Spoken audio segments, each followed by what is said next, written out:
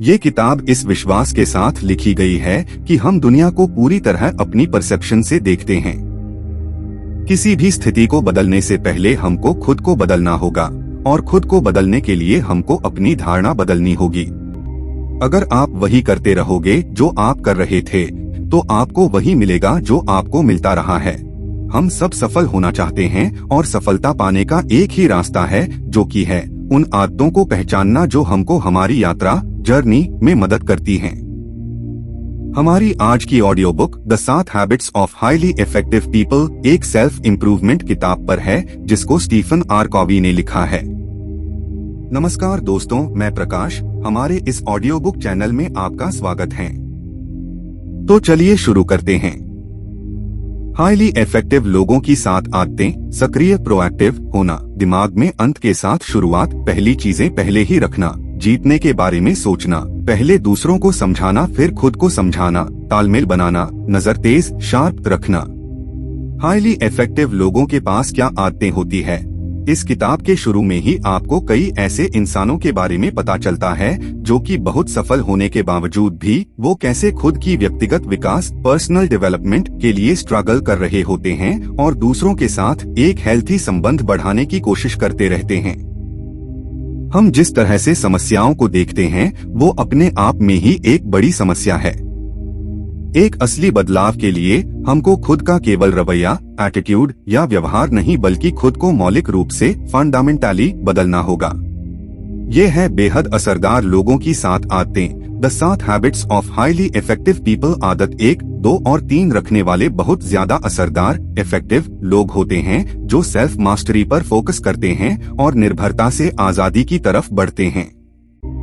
आदत 4, 5 और 6 रखने वाले लोग टीम वर्क, सहयोग, कोलैबोरेशन और कम्युनिकेशन स्किल्स बढ़ाने पर फोकस करते हैं और निर्भरता से आजादी की तरफ बढ़ते हैं। आदत 7 रखने वाले लोग ग्रोथ और इम्प्रूवमेंट पर फोकस करते हैं और दूसरी आदतों पर भी फोकस करते हैं। तो चलिए इन सभी आदतों को समझते हैं। 1. सक्रिय रहें, बी प्रोएक्टिव। पहली आदत है सक्रिय होना। हम इंसानों में जानवरों से ये अलग है कि हमारे पास खुद के किरदार कैरेक्टर को जांच करने की क्षमता होती है। ये तय करने की क्षमता होती है कि खुद को और स्थितियों को कैसे देखा जाए और कैसे अपनी प्रभावशीलता इफेक्टिवनेस को नियंत्रित किया जाए। आसान भाषा में प्रभावी होने के लिए एक्टिव होना पड़ेगा। रिएक्टिव लोगों का पैसिव दृष्टिकोण होता है। उनको लगता है कि सब चीजें उनके हिसाब से हो रही है। वो इस तरह की चीजों को बोलते हैं, यहाँ ऐसा कुछ नहीं है जो मैं कर सकता हूँ, मैं ऐसा ही हूँ। उन्हें लगता है कि समस्या तो बाहर है, लेकिन यही सोच एक समस्या है। ये लोग हमेशा किसी भी बात के लिए दूसरों को ब्लेम करते हैं। अपने सारे हालत के लिए परिवार, सरकार और कुछ नहीं तो किस्मत को दोष देते हैं। वो सोचते हैं वो कुछ नहीं कर सकते, उनके हाथ में कुछ नहीं है। एक्टिव लोग अपनी जिम्मेदारी समझते हैं, या कह सकते हैं वो रिएक्शन देने की जिम्मेदारी को समझते हैं, जिसको स्टीफन का मानना है एक ऐसी क्षमता का होना जिसमें कौन सा सिचुएशन में कैसा जवाब रिस्पॉन्स देना है, इसको अच्छे से चुन पाना।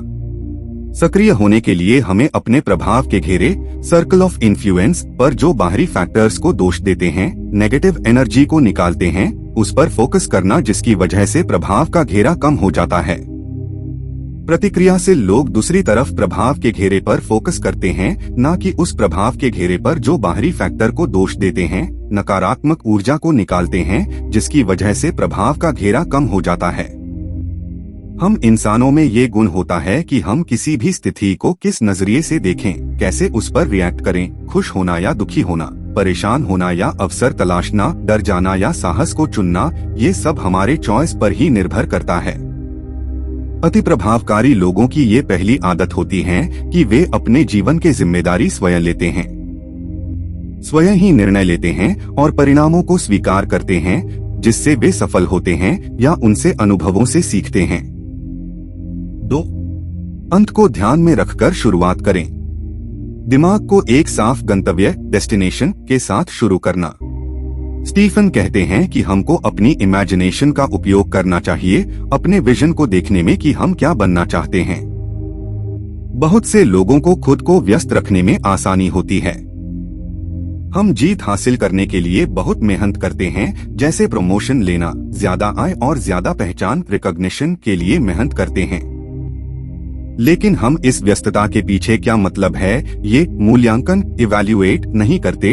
हम खुद से ये नहीं पूछते कि अगर चीजों पर हम वास्तविक में फोकस कर रहे हैं तो वो हमारे लिए कितनी मैटर करती है। दूसरी आदत हमें ये सजेशन देती है कि जो भी हम करते हैं उसमें हमें दिमाग में अंत से शुरू करना चाहिए। एक साफ डेस्टिनेशन के साथ शुरू करें। इस तरीके से हम ये चीज सुनिश्चित कर सकते हैं कि हम एक सही दिशा में जा रहे हैं। मन में अंत का सोचकर शुरू करना बिजनेस के लिए बहुत जरूरी है। मैनेजर वो होता है जो काम की दक्षता, एफिशिएंसी को सुधारता है, पर लीडर वो होता है जो सही रणनीति अपनाता है, जिसकी दृष्टि पहले उसकी ऑर्गेनाइजेशन के लिए होता है। इससे पहले कि हम एक व्यक्ति के रूप में और एक ऑर्गेनाइजेशन के रूप में लक्ष्य को निर्धारित करना और प्राप्त करना शुरू करें, हमें अपने मूल्यों को पहचानना चाहिए।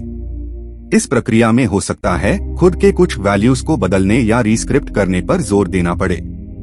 रीस्क्रिप्टिंग को स्टीफन एक्सप्लेन करते हैं कि यह ऐसी अप्रभावी स्क्रिप्ट है जो आपके लिए लिखी गई है, और इन स्क्रिप्ट्स को एक सक्रिय प्रोएक्टिव इंसान बदलता है जो नई वैल्यूज का निर्माण करता है।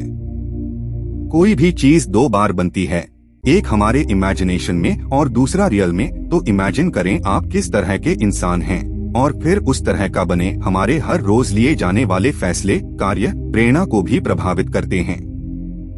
दिमाग में अंत से शुरू करने के सिद्धांत को टेस्ट करने के लिए खुद को चुनौती देते हुए ये चीजें करें। अपने खुद के अंतिम संस्कार, फ्यूनरल को डिटेल में देखना। वहाँ कौन है, वो आपके बारे में क्या बोल रहे हैं, कि आपने अपनी जिंदगी को कैसे जिया, आपके रिश्ते कैसे थे, आप उन्हें क्या कहना चाहते हो। इस बात को जरा सोचिए कि अगर आपके पास जिंदगी में सिर्फ 30 साल हैं जीने के लिए, तो आपकी प्राथमिकताएं, प्रायोरिटी कैसे बदलेंगी। उन्हीं प्राथमिकताओं के साथ जीना शुरू। अपने जीवन में अपने अलग भूमिका, रोल्स को तोड़ना, चाहे वो प्रोफेशनल और पर्सनल क्यों ना हो, और 3 से 5 गोल्स की लिस्ट बनाना आपको हासिल करने हैं। जिस चीज से आप डरते हैं उसे परिभाषित करना, जैसे कि पब्लिक स्पीकिंग का डर। अपने सबसे बड़े डर का सबसे खराब मामला क्या हो सकता है, लिखें। फिर उसे विजुअलाइज करें कि उस स्थिति को आप कैसे संभालेंगे। विजुअलाइजेशन को लिखें। 3. पहली चीजें पहले रखो। खुद को प्रभावशाली तरीके से मैनेज करने में हमें महत्वपूर्ण चीजों को पहले रखना होता है। हमें अनुशासन से रहना होता है ताकि डे बाय डे आप अपनी चीजों को प्रायोरिटाइज करें कि कौन सी महत्वपूर्ण है और कौन सी महत्वपूर्ण नहीं, और कौन सी बहुत अर्जेंट है। इस बात पर इस किताब में जोर दिया गया है। दूसरी आदत में हमने चर्चा की थी अपनी वैल्यूज को निर्धारित, डिटरमाइन करने और उन्हें समझने के लिए क्या लक्ष्य निर्धारित करने हैं। उन्हें हासिल करने के लिए लक्ष्य निर्धारित करने के बाद हमें उन्हें दिन प्रतिदिन पल पल प्राथमिकता देना है। अनुशासन बनाए रखने के लिए और लक्ष्यों के ट्रैक पर फोकस बनाए रखने के लिए हमारे पास कुछ करने की विल पावर होनी चाहिए। हमको इच्छा के हिसाब से नहीं बल्कि अपने मूल्यों के हिसाब से काम करना चाहिए। थर कहते हैं कि हमें अपने कामों को 4 क्वाड्रेंट में तोड़ना चाहिए। पहला, अर्जेंट इम्पोर्टेंट काम, जिन्हें एक डेडलाइन के अंदर खत्म करना, नहीं तो बुरे अंजाम भुगतने पड़ेंगे। जैसे कल एग्जाम है तो आज अच्छे से पढ़ना, प्रोजेक्ट को सही टाइम में लिव करना। दूसरा, नॉट अर्जेंट बट इम्पोर्टेंट, वो काम जिसका फिक्स्ड डेडलाइन नहीं है पर उसे ना करने से भी कुछ बुरा हो सकता है, और इसमें वो सारे अच्छे काम हैं जो हमारे जीवन को बेहतर बनती है, जैसे कि एक्सरसाइज, हेल्थी डाइट, सही नींद, फैमिली टाइम। यह सब चीजें हम जानते हैं जो हमें करनी होती है, लेकिन कभी कभी ऐसे चीजें पास आ जाती है जिससे हम इनको अत्यावश्यक नहीं समझते। इस पर फोकस करने के लिए हमें दूसरी गतिविधियों को नहीं बोलना होगा, क्योंकि कभी कभी जो जरूरी लगता है उसे करने के लिए प्रभावी होना जरूरी है। साथ ही जब हम इस पर फोकस करते हैं, इसका मतलब है कि हम आगे की सोच रहे हैं और अपने जड़ों, रूट्स पर काम कर रहे हैं। बाद में रोने से पहले ही सावधान होना जरूरी है। ये हमको माता पिता सिद्धांत को लागू करने में मदद करता है। आपके 20% समय में किए गए प्रयासों का परिणाम आपको 80% मिलता है। तीसरा, अर्जेंट नॉट इम्पोर्टेंट, ये वो काम है जो मीनिंगलेस है, और हमारे जीवन में कोई वैल्यू नहीं देता। जैसे कोई नई मूवी देखना। अगर इस क्वाड्रेंट पर फोकस करते हैं और ज्यादा समय उन मैटर्स पर बर्बाद करते हैं जो हमको अत्यावश्यक लगते हैं, लेकिन सच ये है कि उन मैटर्स की अत्यावश्यकता, अर्जेंसी, दूसरों की प्राथमिकता और उम्मीदों, एक्सपेक्टेशंस पर आधारित होती है। ये शॉर्ट टर्म फोकस नियंत्रण से बाहर फीलिंग, उथले और टूटे हुए रिश्ते की तरफ ले जाते हैं। चौथा, नॉट अर्जेंट नॉट इम्पोर्टेंट। ये काम जो पूरी तरह से टाइम वेस्टर है, जैसे गेम खेलना, सोशल मीडिया पे घंटों टाइम बिताना। अगर हम इस क्वाड्रेंट पर फोकस करते हैं तो हम जीवन में जिम्मेदार नहीं होते। ये ज्यादातर नौकरी से निकाले जाने का कारण और दूसरों पर निर्भर रहने का कारण बनता है। हम तीसरा और चौथा पर ज्यादा रिएक्ट करते हैं। जो चीजें जरूरी नहीं है उन पर अपना समय बर्बाद करते हैं। इसका मतलब है हम पहला और दूसरा को निग्लेक्ट करते हैं, जो कि हम सबके लिए बहुत जरूरी होता है। अगर हम तीसरा चौथा पर फोकस करते हैं और अपना समय समस्याओं पर लगाते हैं तो वो और भी बढ़ती जाती है जब तक वो हमें खा ना ले। ये तनाव, जलन और आग की तरह बाहर निकलता है। 4, फायदे का सौदा, विन विन सोचो। इफेक्टिव लोग हमेशा विन विन मेंटली से काम करते हैं। वो अपनी जरूरत और दूसरों की जरूरत को ऐसे जोड़ते हैं जिससे दोनों को लगता है कि फायदा उन्हें ही हुआ है। कोई भी स्पोर्ट में ऐसा होता है कि एक टीम जीतती है और दूसरी हारती है, पर लाइफ के खेल में ऐसा नहीं होता है। हमें जीतने के लिए जरूरी नहीं कि किसी को हारना पड़े। दुनिया में सभी के लिए सब कुछ सफिशिएंट है। विन विन सिचुएशन ही एक सही रिलेशन बना सकती है। पहले समझना होगा कि सामने वाला क्या चाहता है और अपनी रिक्वायरमेंट क्या है। फिर इन दोनों में तालमेल बनाकर काम करना होगा। ऐसी सोच के साथ अति प्रभावकारी लोग सबकी जीत के बारे में सोचते हैं और इस आदत के साथ ही आपसी संबंधों को मजबूत बनाने पर जोर देते हैं। स्टीफन यहाँ ह्यूमन इंटरैक्शन के 6 पैराडाइम उदाहरण देते हैं। फायदे के सौदे। इसमें दोनों लोग जीतते हैं, जिसमें समझौते और समाधान दोनों पार्टीज के लिए फायदेमंद होते हैं। जीतना और हारना। अगर मैं जीता तो तुम हारे। ये लोग अपना रास्ता बनाने के लिए पोजीशन, पावर, साख, क्रेडेंशियल्स और पर्सनालिटी का इस्तेमाल करते हैं। जीतना हारना। मैं हारा तो तुम जीते। इन लोगों को बहुत आसानी से प्लीज किया जा सकता है। इनको लोकप्रिय, पॉपुलर होने और स्वीकार होने से ताकत मिलती है। हारना हारना। इस स्थिति में दोनों पार्टी हार जाती है। जब दो जीत हार लोग मिलते हैं तब दो दृढ़ निश्चयी, डिटरमाइंड, जिद्दी, अहंकार से भरे दो पार्टी मिलते हैं और ऐसे में परिणाम लूज लूज ही होगा। जीतने वाले लोग ये मानसिकता नहीं रखते कि किसी को हराना है, बल्कि उनके लिए ये महत्वपूर्ण है कि वो क्या चाहते हैं और उनको क्या मिला। जीतना ही है, वरना कोई डील नहीं। अगर आपका ऐसा समझौता नहीं है जिसमें दोनों परस्पर लाभकारी, म्यूचुअल बेनिफिशियल हो, तो ऐसे समझौते का कोई फायदा नहीं है। सबसे महत्वपूर्ण बात यह है कि जो जीत की स्थिति को हल करता है वो है खुद की बहुतायत मानसिकता, अबंडेंस मेंटालिटी की सोच को बनाए रखना और ये विश्वास रखना कि दुनिया में सबके लिए लेवरेज में चीजें हैं। बहुत से लोग कमी वाली मानसिकता, स्केर्सिटी मेंटालिटी के साथ काम करते हैं, मतलब अगर कुछ आपको मिल गया तो वो मुझे नहीं मिलेगा। जिन लोगों की बिखराव की मानसिकता होती है वो बहुत मुश्किल समय से गुजरते हैं और दूसरों की सफलता से कभी खुश नहीं हो पाते। जब पारस्परिक नेतृत्व, इंटरपर्सोनल लीडरशिप की बात आती है, जितना ज्यादा असली हमारा चरित्र होता है उतनी ही हाई लेवल की उत्पादकता, प्रोडक्टिविटी होती है। जितने ज्यादा हम जीत के लिए प्रतिबद्ध होंगे उतनी ज्यादा हमारी प्रभाव शक्ति होगी। फायदे के सौदे को प्राप्त करने, किसी को सलाह, सुझाव और समाधान देने से पहले दूसरे इंसान के साथ प्रभावी तरीके से बातचीत करें ताकि हम उनका परिप्रेक्ष्य, पर्सपेक्टिव को ध्यान से सुने और समझे।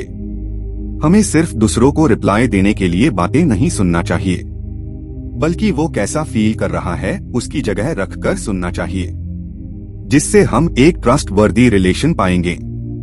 मान लीजिए आप एक आंख के डॉक्टर के पास जाते हैं और उसे बताते हैं कि आपको साफ देखने में दिक्कत आ रही है। उसमें वो आपको अपना चश्मा देता है और बोलता है कि ये कोशिश करो, मेरे लिए ये सालों से काम कर रहे हैं। आप वो चश्मा लगाते हैं, लेकिन वो आपकी समस्या को और खराब कर देता है।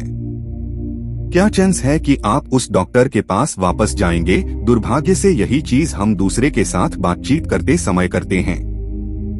समस्या समझने से पहले हम समाधान देने लगते हैं।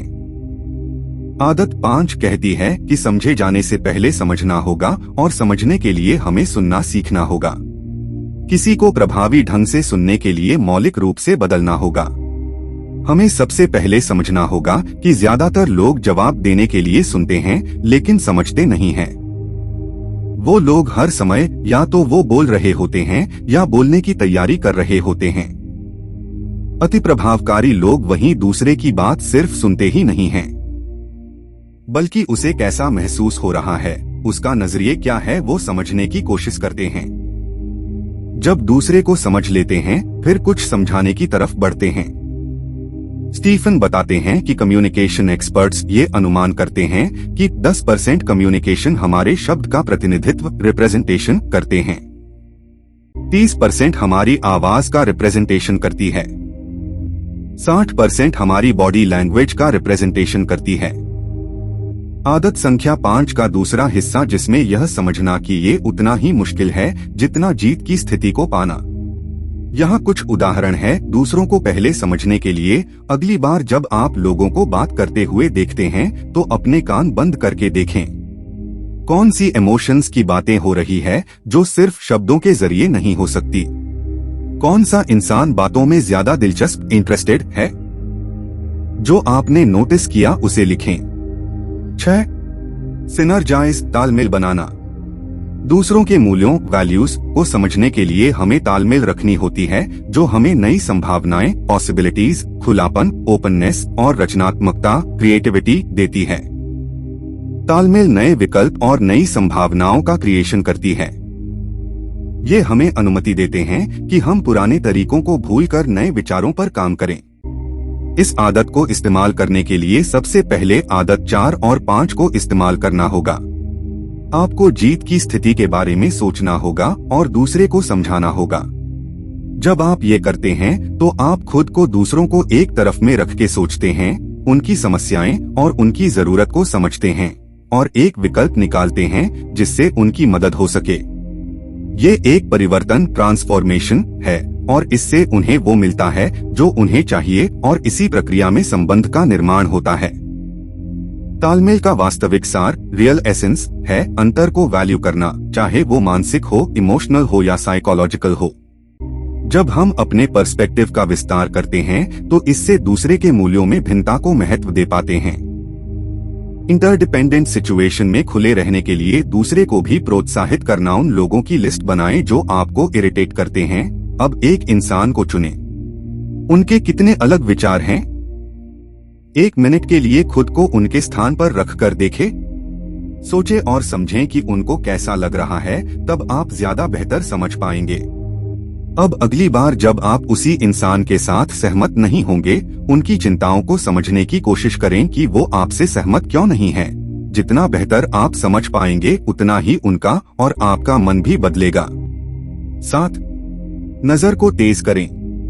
प्रभावी बनने के लिए हमें खुद को फिजिकली, स्पिरिचुअली, मेंटली और सोशली रूप से बदलना होता है। जब हम खुद को निरंतर परिवर्तन की अनुमति देते हैं, तब जाके हम सारी आदतों को अच्छे तालमेल के साथ अभ्यास कर पाते हैं। जब कुल्हाड़ी में तेज धार हो, तो उससे लकड़ी काटना आसान हो जाता है। उसी तरह हमें भी अपने स्किल्स को अपग्रेड करता रहना चाहिए। ये एक बार में सीखने की प्रोसेस नहीं है, पर ये तो लगातार एंडलेस सीखने की जर्नी है। ये आदत बदलावों पर फोकस करता है और नजर को तेज करने के लिए समय लेता है। ये सभी दूसरी आदतें से घिरी हुई है और अपनी सबसे बड़ी एसेट को बढ़ाता है, वो है अपने आप को। अति प्रभावकारी लोग अपने जीवन के 4 पहलुओं पर लगातार काम करते रहते हैं। शारीरिक आयाम, शरीर के व्यायाम के लिए लगातार शारीरिक सुधार जरूरी है, जिससे हमारे काम करने की क्षमता के साथ साथ हम आनंद भी ले सकते हैं। खुद को शारीरिक रूप से बदलने के लिए हमें अच्छा खाना खाना, अच्छे से आराम करना और रिलैक्स रहना, नियमित व्यायाम से खुद का पेशेंस लेवल, फ्लेक्सिबिलिटी और ताकत स्ट्रेंथ का निर्माण करना। आध्यात्मिक आयाम, अपने जीवन मूल्यों को स्पष्ट करना। दया, करुणा, ममता जैसे जीवन मूल्यों के लिए काम करना। हमें अपनी खुद की आध्यात्मिक शक्ति को बदलने में जीवन को लीडरशिप प्रदान करें, जैसा ये हमारे वैल्यू सिस्टम के लिए प्रतिबद्धता की शक्ति को बढ़ाता है। खुद को आध्यात्मिक रूप से बदलने के लिए आप ये कर सकते हैं: रोज ध्यान, मेडिटेट करना, नेचर के साथ बातें करना, खुद को अच्छा संगीत सुनने के लिए और अच्छे साहित्य में ज्यादा शामिल करें। मानसिक आयाम, अपनी मानसिक स्वास्थ्य को नवीकरण, रीन्यू करने के लिए अपने दिमाग को लगातार बढ़ाना होता है और यही मुख्य लक्ष्य है। खुद को मानसिक रूप से बदलने के लिए हम ये कर सकते हैं: अच्छी किताबें पढ़ना, अपने पास खुद के विचार, अनुभव और अंतर्दृष्टि, इंसाइट्स का जर्नल रखना चाहिए। टीवी उतना ही देखें जितना आपका जीवन और आपके मन पर अच्छा असर पड़े। टीवी सीमित रूप से देखना ही सही रहता है। सामाजिक, सोशल और भावनात्मक इमोशनल आयाम। सामाजिक और भावनात्मक आयाम को बदलने से रिश्ते विकसित होते हैं। अपने आप में भावनात्मक नवीनीकरण करने के लिए आप ये कर सकते हैं: दूसरे लोगों को गहराई से, डीपली समझना चाहिए। अपनी मानसिकता को बदलें ताकि आप दूसरों को सफल बनाने में मदद कर सको। जैसा कि हम बदलावों की बात कर रहे हैं, इन 4 आयामों के साथ हमें दूसरे इंसानों में सकारात्मक चीजें देखनी चाहिए। हमें दूसरों को प्रेरित करना चाहिए ताकि वो अच्छे रास्ते पर खुद को विश्वास के साथ देखें। उनको ध्यान से सुनना चाहिए और एक्टिवली प्रोत्साहित करना चाहिए।